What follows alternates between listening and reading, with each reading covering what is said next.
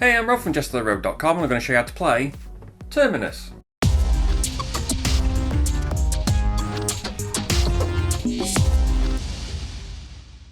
In Terminus, players are trying to earn the most prestige by building stations and hubs in their subway line in a city over a 3-year period. They will also lobby for public projects, complete agendas and fulfill customer demand for a line in their district. So earn prestige with this channel by connecting your finger to the subscribe button. I'll really appreciate it. Just so you know, this game plays 1 to 5 players. I'm only including the rules for 3 to 5 players in this video because the solo and 2-player versions include a dummy 2nd and 3rd player, so I'm just not going to include them. Sorry. Lay out the board matching the player count in the top right. One side is for 3+ players. Slide the turn order card under the board on the top left to have a number of spaces showing for the number of players you have.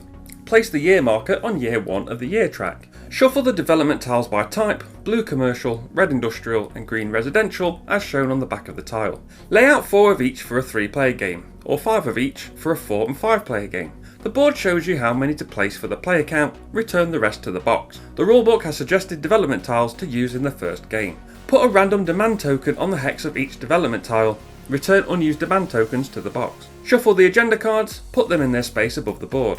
Shuffle the project cards, lay out 3 or 4 face up for the player count as shown on the board and return unused project cards to the box. Put 2 or 3 of each of the 6 advanced upgrades labelled A1 to A6 face up above the board depending on the player count. Again, the board shows how many to add for the player count, return the rest to the box. Place the construction, power, permit and blueprint resources on their spaces on the depot on the main board.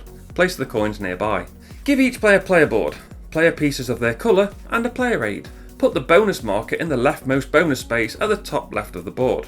Put the larger prime hub token on the leftmost space of the station track underneath that, and put the 12 station discs on the remaining spaces in that row. Put the capacity marker in the leftmost space on the capacity track. Put the lobbyist and the lobbyist supply at the bottom of the board.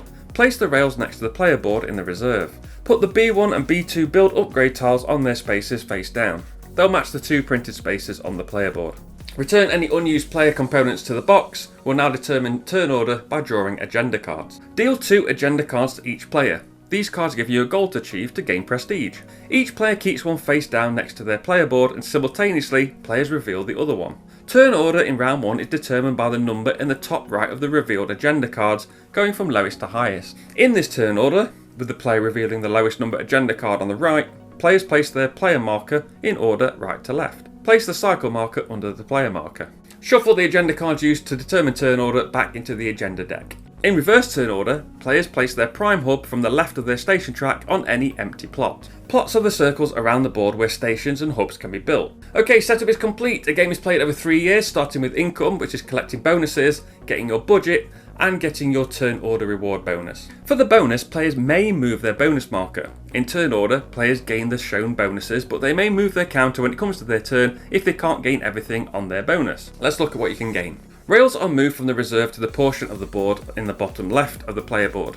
The 4 types of resources are placed in the restore storage, which can hold a maximum of 8. If there isn't room in your storage, you can return resources from your storage to make room. Resources, when taken, are always taken from the leftmost column, and when returned or spent, are returned to the rightmost column. When players gain their budget, gain the rightmost visible coin icon on the station track. In year 1, this will be 12. In years 2 and 3 only, players will gain turn order rewards. Players collect 1 or 2 coins and/or any resource represented by the grey cube as shown on the turn order space, in turn order from first to last. Okay, we can finally look at taking actions, but before I look at the actions themselves, I want to look at the action loop and how it works. On their turn, players will move their player marker clockwise to a zone in the action loop. Multiple players can be in a zone, and when moving, zones can be skipped. Zones offer 2 to 3 actions, and some actions are in multiple zones shown by the colour. For example, this action is both in the build zone on the left and the develop zone at the top. Once moved, the player takes 1 action in that zone and it must be taken in full or it can't be taken at all. Then that player's turn ends and the next player takes their turn. Okay, let's look at the actions. Remember, while some actions are in multiple zones, I'll only refer to them when it comes to the most relevant zone so that I'm going through them all in a sensible order. Market zone. The action on the left lets you buy power and the action on your right lets you buy permit. Players can buy as many as they like, buying them from the leftmost column, paying the price above the resource they purchase. For example, if they buy this power for 1 money, they can then buy power from this column for 2 each if they like. Lobby zone. Claim an agenda. Pay 1 permit to draw 3 agenda cards in year 1, 2 in year 2 and 1 in year 3 as shown on the action space. Keep one face up next to the board and return the rest to the bottom of the deck. A player can have 3 agenda cards in their play area, including the one face down from setup. And I'll explain more about agendas when we look at endgame scoring. Lobby a project. Pay 1 permit to place up to 4 lobbyists from the player board on one project. If you don't have a lobbyist on the project, you must place at least 2 on the leftmost spaces. If you do already have lobbyists on the project, you can place 1 or 2 in the row you already occupy. You can't place on a row with another player's lobbyist, which means you can have 2 players per project, each in their own row. Once on a project, a lobbyist cannot be removed from it, and I'll look at projects again at the end when we talk about endgame scoring. Improve zone. Purchase blueprints. Buy any number from the leftmost column, paying the cost above it in the same way as power and permits. Purchase an advanced upgrade. These give you ongoing abilities and bonuses. Pay to take an available advanced upgrade. The first costs 2 coins, the second costs 2 coins and a blueprint as shown in the spaces in the bottom right of the player board where you will place the chosen tile. You only have room for 2 upgrades and you can't have the same one more than once. Supply zone. Gain construction. Collect all the construction in the leftmost column, or as many as you can hold. Purchase rails. Pay 2, 3 or 5 coins for 1, 3 or 6 rails as shown on the action. You can buy more than 6 rails by paying multiples of the combination shown on the action. Move them from your reserve to your storage. Increase capacity. Pay any number of construction to move the capacity marker to the right that many spaces. Some spaces also need you to spend power to move onto them. Some, when passed, allow you to gain a build upgrade shown with a cog, flip one face up. The build upgrades won't make sense until we've looked at the build zone, so I'll go through the build zone now and then circle back round to these. Build zone. Pay 1 permit and 2 construction to place any number of rails on the board. You may also pay X blueprints to place X stations as part of this action. Rails must be placed so that they connect from your terminus to a stop belonging to either yours or your opponent's. Your terminus at the start of the game is the prime hub you placed at setup. If building to an empty plot, play a blueprint to build your leftmost station on that plot, and this station will now be your new terminus. Keep in mind you can only build stations up to the position of the capacity marker. If building to another player's stop, you gain 1 total power, they gain 1 coin every time another player connects to that stop. A reminder of this is printed on the player board.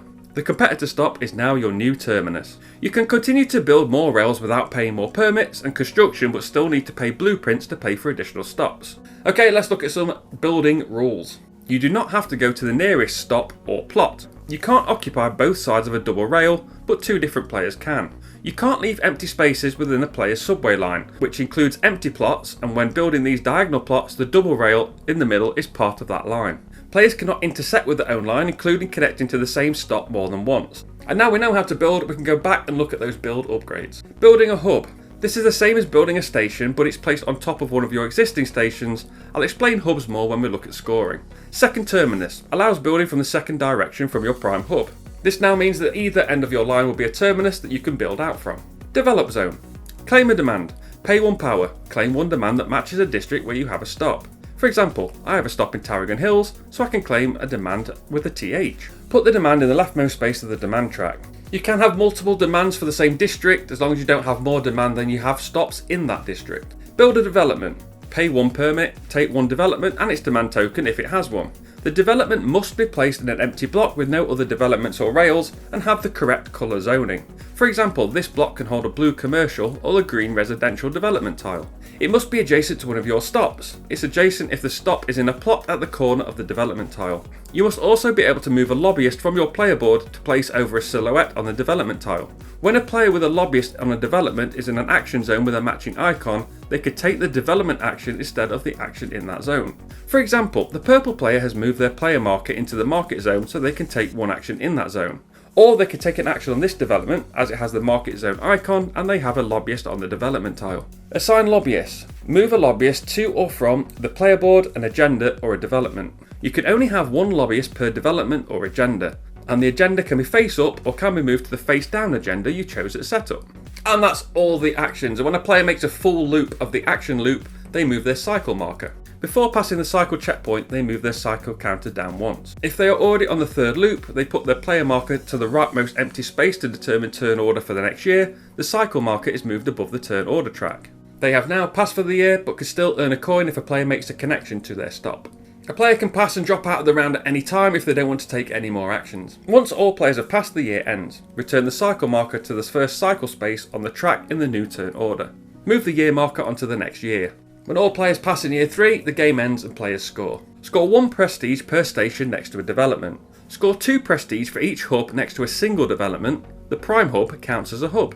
Or score 3 prestige for each hub adjacent to 2 or more developments. Score prestige for each project up to the number of lobbyists and the requirement met. For example, for this project, you score for stops you have built. If you built 13 stops and had 4 lobbyists, you'll score 24 prestige. Red has 4 lobbyists but has only built 10 stops, so scores 10 prestige. Yellow has 13 stops but only had 3 lobbyists, so they will score 16 prestige. Score prestige for each agenda, score the top row if completed, or the bottom row if completed and a lobbyist is on the agenda. For example, this agenda awards 2 prestige if you have 3 hubs adjacent to developments, but 5 prestige if you have 5 hubs adjacent to developments and have a lobbyist on the agenda. Score prestige for the value above the rightmost demand token collected. Score 1 prestige for every 4 coins you have. Write down the scores on the score pad. The player with the most prestige wins, with ties going to the player who has the fewest stations on their player board, then to the player with the most coins, and that's how you play Terminus. Thanks for watching. Remember to like, share and subscribe and hit the notification bell so you know when a new video goes live. You can follow me on Insta, Twitch and YouTube at JestaThaRogue and find the blog at JestaThaRogue.com. I've been Rob aka JestaThaRogue, and I'll see you soon.